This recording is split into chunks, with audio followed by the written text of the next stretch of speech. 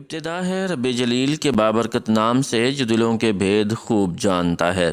دیکھتی آنکھوں سنتے کانوں صابری میاں کا سلام پہنچے۔ سیدنا جلیبیب رضی اللہ تعالی عنہ ایک انصاری صحابی تھے۔ نہ مالدار تھے، نہ کسی معروف خاندان سے تعلق تھا، اور نہ ہی صاحب منصب تھے۔ رشتہ داروں کی تعداد بھی زیادہ نہ تھی، رنگ بھی سانولا تھا، لیکن اللہ کے رسول صلی اللہ علیہ وآلہ وسلم کی محبت سے سرشار تھے۔ بھوک کی حالت میں پھٹے پرانے کپڑے پہنے اللہ کے رسول کی خدمت میں حاضر ہوتے، علم سیکھتے اور صحبت سے فیضیاب ہوتے۔ ایک دن اللہ کے رسول صلی اللہ علیہ وآلہ وسلم نے شفقت کی نظر سے دیکھا اور ارشاد فرمایا، جلیب تم شادی نہیں کرو گے؟ جلیب رضی اللہ تعالی عنہ نے عرض کیا، اللہ کے رسول صلی اللہ علیہ وآلہ وسلم مجھ جیسے آدمی سے بھلا کون شادی کرے گا؟ اللہ کے رسول صلی اللہ علیہ وآلہ وسلم نے پھر فرمایا، جلیب تم شادی نہیں کرو گے؟ اور وہ جواباً عرض گزار ہوئے کہ اللہ کے رسول بھلا مجھ سے شادی کون کرے گا؟ نہ مال نہ جاہ و جلال۔ اللہ کے رسول صلی اللہ علیہ وآلہ وسلم نے تیسری مرتبہ بھی ارشاد فرمایا، جلیب تم شادی نہیں کرو گے؟ جواب میں انہوں نے پھر وہی کہا، اللہ کے رسول مجھ سے شادی کون کرے گا؟ کوئی منصب نہیں، میری شکل بھی اچھی نہیں، نہ میرا خاندان بڑا ہے اور نہ مال و دولت رکھتا ہوں۔ اللہ کے رسول صلی اللہ علیہ وآلہ وسلم نے ارشاد فرمایا، فلاں انصاری کے گھر جاؤ اور ان سے کہو کہ اللہ کے رسول تمہیں سلام کہہ رہے ہیں اور فرما رہے ہیں کہ اپنی بیٹی سے میری شادی کر دو۔ جلیب خوشی خوشی اس انصاری کے گھر گئے اور دروازے پر دستک دی۔ گھر والوں نے پوچھا، کون ہے؟ جلیب۔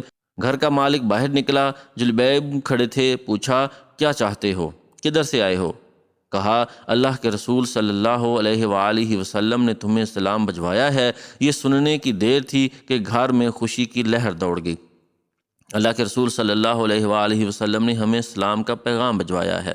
ارے یہ تو بہت ہی خوش بختی کا مقام ہے کہ ہمیں اللہ کے رسول صلی اللہ علیہ وآلہ وسلم نے سلام کہلا بھیجا۔ جلیب کہنے لگے، آگے بھی سنو، اللہ کے رسول صلی اللہ علیہ وآلہ وسلم نے تمہیں حکم دیا ہے کہ اپنی بیٹی کی شادی مجھ سے کر دو۔ صاحب خانہ نے کہا، ذرا انتظار کرو، میں لڑکی کی ماں سے مشورہ کر لوں۔ اندر جا کر لڑکی کی ماں کو پیغام پہنچایا اور مشورہ پوچھا۔ وہ کہنے لگی، نا نا نا نا، قسم اللہ کی میں اپنی بیٹی کی شادی ایسے شخص سے نہیں کروں گی، نہ خاندان، نہ شہرت، نہ مال و دولت۔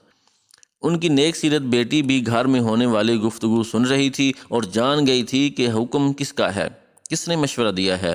سوچنے لگی، اگر اللہ کے رسول صلی اللہ علیہ وآلہ وسلم اس رشتہ داری پر راضی ہیں تو اس میں یقیناً میرے لیے بھلائی اور فائدہ ہے۔ اس نے والدین کی طرف دیکھا اور مخاطب ہوئی، کیا آپ لوگ اللہ کے رسول صلی اللہ علیہ وآلہ وسلم کا حکم ٹالنے کی کوشش میں ہیں؟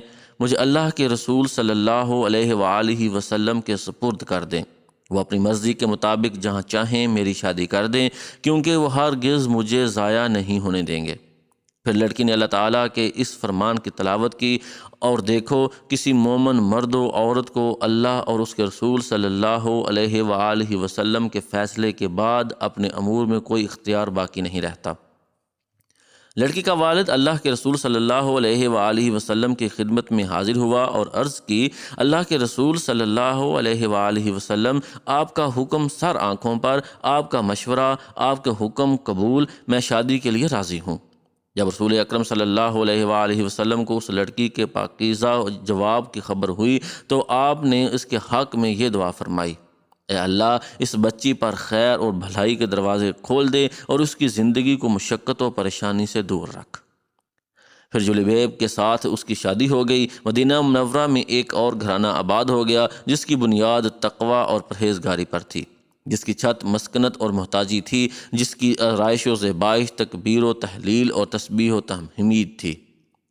اس مبارک جوڑے کی راحت نماز اور دل کا اطمینان تپتی دوپہروں کے نفلی روزوں میں تھا۔ رسول اکرم صلی اللہ علیہ وآلہ وسلم کی دعا کی برکت سے یہ شادی خانہ آبادی بڑی ہی برکت والی ثابت ہوئی۔ تھوڑے ہی عرصے میں ان کے مالی حالات اس قدر اچھے ہو گئے کہ راوی کا بیان ہے، انصاری گھرانوں کی عورتوں میں سب سے خرچیلا گھرانہ اسی لڑکی کا تھا۔ ایک جنگ میں اللہ تعالیٰ نے مسلمانوں کو فتح نصیب فرمائی۔ رسول اکرم صلی اللہ علیہ وآلہ وسلم نے اپنے صحابہ اکرام رضوان اللہ تعالیٰ علیہم اجمعین سے دریافت فرمایا، دیکھو تمہارا کوئی ساتھی بچھڑ تو نہیں گیا؟ مطلب یہ تھا کہ کون کون شہید ہو گیا ہے؟ صحابہ اکرام رضوان اللہ تعالیٰ علیہم اجمعین نے عرض کیا، ہاں فلاں فلاں حضرات موجود نہیں ہیں۔ پھر ارشاد ہوا، کیا تم کسی اور کو گم پاتے ہو؟ صحابہ رضوان اللہ تعالیٰ علیہم اجمعین نے عرض کیا، نہیں۔ آپ صلی اللہ علیہ وآلہ وسلم نے فرمایا، لیکن مجھے جلیبیب نظر نہیں آ رہا، اس کو تلاش کرو۔ چنانچہ ان کو میدان جنگ میں تلاش کیا گیا۔ وہ منظر بڑا عجیب تھا۔ میدان جنگ میں ان کے ارد گرد 7 کافروں کی لاشیں تھیں، گویا وہ ان 7 سے لڑ رہے اور پھر 7 کو جہنم رسید کر کے شہید ہوئے۔ اللہ کے رسول صلی اللہ علیہ وآلہ وسلم کو خبر دی گئی۔